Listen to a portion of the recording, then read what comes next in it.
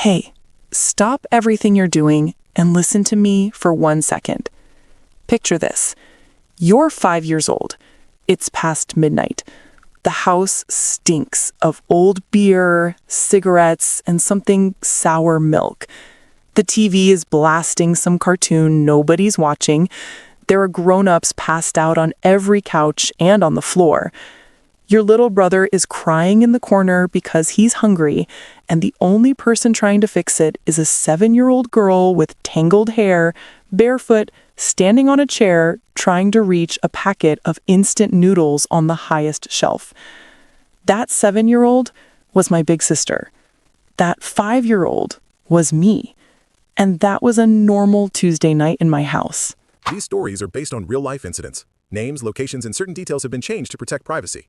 The purpose of this content is for awareness and informational storytelling only. We do not intend to target or defame any individual, group, or organization. My name is Belle. I'm 14 now. I live in American Samoa. I play defender on the soccer team, the position where you're allowed to legally destroy people. I take photos that actually look professional. I'm the loudest, goofiest, most extra person you'll ever meet. My laugh is obnoxious. My jokes are terrible. And my friends say I'm basically a golden retriever in human form. If you saw me today, you would never, ever guess where I came from. But I'm about to tell you every single detail. Because someone out there is living my old life right now, feeling like the only kid on the planet going through it. You're not, I promise. So grab snacks, get comfy, and turn the volume up. This is my whole story, unfiltered from beginning to right now. I was born to 2 teenagers who had no business being parents. My bio mom was 17, my bio dad was 19. They never got married, they never had real jobs, they never grew up. They just kept having kids and kept partying like we were invisible. My earliest memories are not of playgrounds or bedtime stories. My earliest memories are of red and blue police lights spinning through broken blinds at 3 a.m. My earliest memories are of learning how to walk quietly so I wouldn't wake up whatever stranger was passed out on our couch. My earliest memories are of hiding in the closet with my little brother while adults screamed and threw things in the kitchen. My parents were almost never home. When they were home, they were drunk, high, or fighting. I learned at 4 years old how to tell if an adult was safe that night by how red their eyes were and whether they could stand up straight. I learned how to use the microwave before I could spell my last name because somebody had to feed my little brother when he cried from hunger. That's when my big sister stepped in and became everything. She's only 2 years older than me. Different dads, but that never mattered. She's my sister, full stop. When I was 5, she was 7, and she looked at the mess around us and decided, okay, I guess I'm the parent now. 7 years old. Let that sink in. She taught herself how to cook whatever was in the cupboard. She learned how to make gourmet ramen with ketchup packets we stole from the gas station when we had no sauce. She figured out how to cut Spam into tiny pieces so it felt like more food. She woke up at 5:30 every single morning to pack school lunches, 2 pieces of bread with mayo, and if we were lucky, 1 slice of lunch meat. She checked my homework under the one working lamp in the hallway because the living room light had been broken for 8 months straight. She brushed my hair, braided it, horribly, but with so much love, made sure we brushed our teeth, tucked us in, and told us made-up stories about princesses who always won in the end. When the nightmares came, every single night, she opened her tiny twin bed and let both of us crawl in, even though we barely fit. She rubbed our backs and sang whatever songs she heard on the radio until we fell asleep. She went to bed with an empty stomach more nights than I can count, so my little brother and I could have the last piece of bread. I only found out years later when I read the diary she hid under her mattress. Reading those pages broke me. She was a baby, carrying 3 lives on her shoulders, and she never once complained. I owe her every breath I've ever taken. Our house was nonstop chaos. People getting arrested in the front yard like it was part of the daily routine. I remember peeking through the curtains while cops put someone in the back of a car. I remember the constant beeping of house arrest ankle monitors, sometimes 4 at the same time. I remember stepping over needles, broken bottles, and strangers just to get to the bathroom. I thought every family lived like that until I was almost 10. Both my bio parents have been in and out of jail and prison more times than I can count. I stopped keeping track because every new charge felt like another knife. My dad is an alcoholic, full stop. He's been quitting my entire life. When I was 6, he was on another "this is the time it sticks" attempt. He had a life coach friend named B who thought it would be great therapy to bring tiny little me into an office alone. My little brother wasn't allowed. My sister wasn't living with us anymore. B sat me down and asked, "Belle, how do you feel about your daddy being an alcoholic and going to prison all the time?" I froze. Then I shattered. I looked my dad dead in the eyes and sobbed, "I'm tired of this. I just want my daddy. Please stop. I'm so tired of being scared all the time. Please." He cried. He hugged me. He pinky swore that was the last time. It wasn't. He's still drinking today. I haven't seen him in years, and I'm completely at peace with that door staying shut forever. My mom's story is the same, just different substances. I still, out of habit, check the public court website every few months. There's always a new charge, always a new mugshot with eyes that look more dead each time. She has little boys now, my half-brothers, with some guy I don't know.